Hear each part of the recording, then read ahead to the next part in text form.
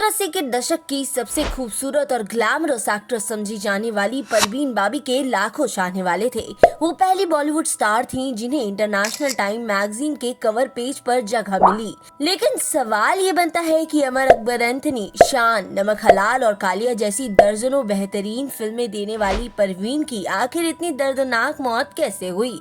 वजह थी एक लाइलाज बीमारी, पैरानॉइड सिजोफ्रेनिया। इस एक बीमारी की वजह से परवीन अमिताभ बच्चन से लेकर बिल क्लिंटन तक को अपना जान का दुश्मन बताती थी। परवीन बाबी की जिंदगी किसी फेरी टेल से कम नहीं है, लेकिन जब उनकी जिंदगी बिगड़ी तो हर किसी ने उनका तमाशा बनते देखा। 4 अप्रैल 1954 को जूनागढ़, गुजरात में परवीन बाबी का जन्म वली मोहम्मद खान के घर में हुआ।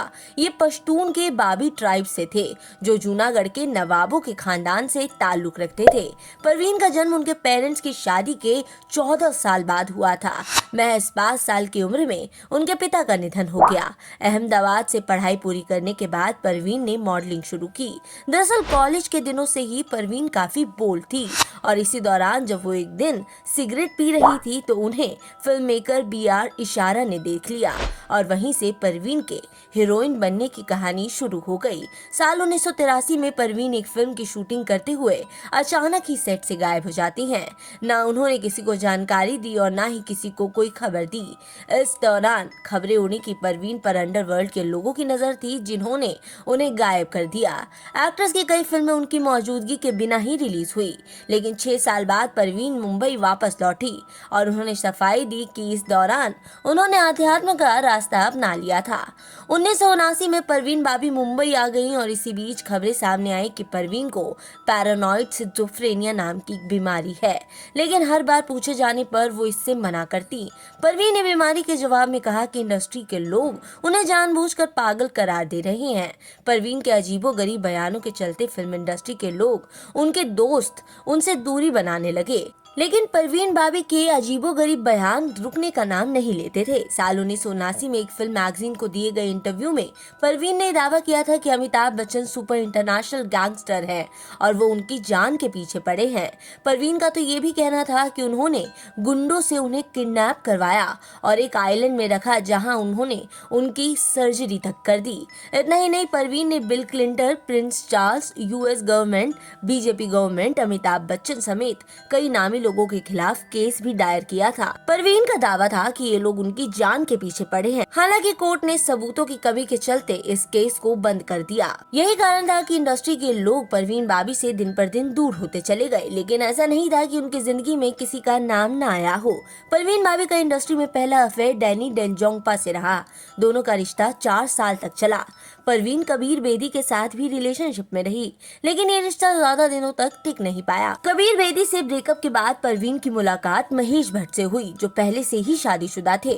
महेश उस समय इंडस्ट्री में स्ट्रगलर रहे थे, जबकि परवीन बाबी इंडस्ट्री में जाना माना नाम थी। परवीन और महेश की नजदीकियों के चलते महेश की शादीशुदा जिंदगी में दिक्कतें आने लगी, लेकिन फिर भी उन्होंने परवीन को ही तवज्जो दी। परवीन बाबी की मौत के बाद महेश भट्ट ने फिल्म फेयर मैगजीन को दिए गए एक इंटरव्यू में कहा था, हमारा रिश्ता 1977 से शुरू हुआ, जब परवीन अमर अकबर एंथनी और काला पत्थर की शूटिंग कर रही थी।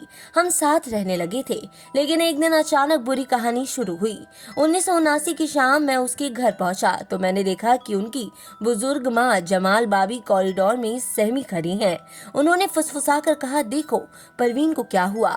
मैं अंदर गया तो मैंने ड्रेसिंग टेबल पर लाइन से परफ्यूम की बोतलें देखी और परवीन फिल्म कॉस्ट्यूम में पलंग और दीवार के बीच दुबकी बैठी थी।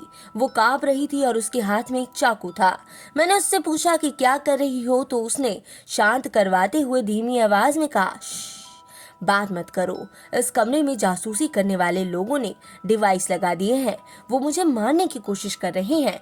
वो मुझ पर झूमर गिराने की कोशिश करते हैं। परवीन की ऐसी हालत देख महेश समझ चुके थे कि उनकी हालत बिगड़ती जा रही है, उन्हें इसके इलाज की सख्त जरूरत है। महेश परवीन को लेकर कई नामी डॉक्टर्स के पास गए। पहले तो परवीन को मेडिसिन से ट्रीट करने की कोशिश की गई, लेकिन उससे बात नहीं बनी तो डॉक्टर्स ने उन्हें शॉक थेरेपी दी। हालांकि महेश भट्ट इसके खिलाफ थे। वहीं इंडस्ट्री से जुड़े दूसरे लोग चाहते थे कि परवीन को शॉक दिया जाए ताकि उनकी हालत में सुधार हो।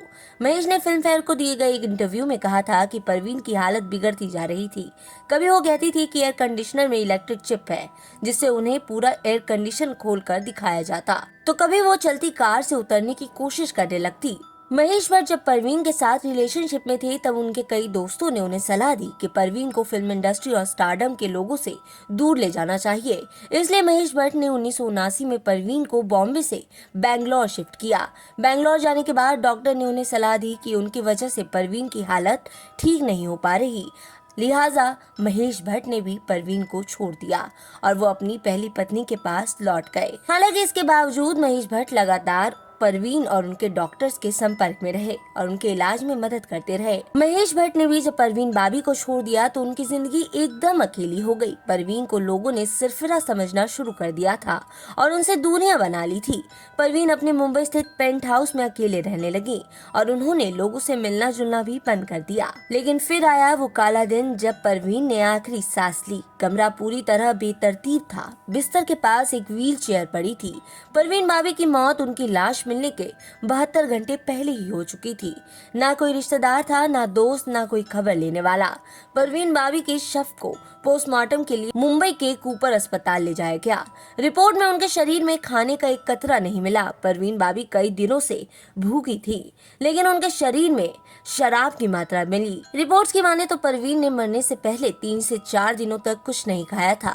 भूख से ही उनके शरीर में कई अंग काम करना बंद कर चुके थे।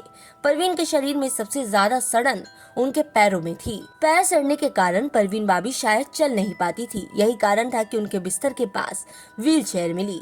23 जनवरी 2005 कूपर अस्पताल में परवीन बाबी का पोस्टमार्टम हो चुका था, लेकिन कोई रिश्तेदार उनके शव को क्लेम करने अस्पताल नहीं पहुंचा। लाश मिले 2 दिन हो चुके थे, लेकिन फिर भी कोई खबर लेने नहीं आया। आखिरकार फिल्म मेकर महेश भट्ट उनका शव लेने अस्पताल पहुंचे, जो एक समय परवीन की मानसिक स्थिति बिगड़ने के बावजूद उनके लिए अपना परिवार छोड़ आए थे। महेश भट्ट ने ही परवीन का अंतिम संस्कार किया, लेकिन ये भी उनकी मर्जी के खिलाफ। मौत के चंद महीने पहले ही परवीन क्रिश्चियन हो चुकी थी और उनकी ख्वाहिश थी कि उनका अंतिम संस्कार क्रिश्चियन रीति रिवाजों से हो, लेकिन उनके मुस्लिम रिश्तेदारों ने इसका विरोध किया और उन्हें मुस्लिम रीति रिवाजों से ही जुहू के सांता क्रूज कब्रिस्तान में दफनाया गया। परवीन बाबी की मौत के बाद भी 18 सालों बाद तक उनका जुहू स्थित फ्लैट खाली है, जहां उनका शव मिला था। इस फ्लैट की कीमत 15 करोड़ रुपए है और किराया 4 लाख। 2014 में एक शख्स ने ये फ्लैट किराए पर लिया, लेकिन कमर्शियल इस्तेमाल के कारण उसे फ्लैट से निकाल दिया गया। कुछ लोग फ्लैट देखने जरूर आते हैं, लेकिन जैसे ही उन्हें पता चलता है कि फ्लैट परवीन का है और वहां उनकी मौत हुई थी, वो डर जाते हैं और इसी वजह से ये फ्लैट आज तक खाली है और परवीन के आखिरी दिनों को समेटे है।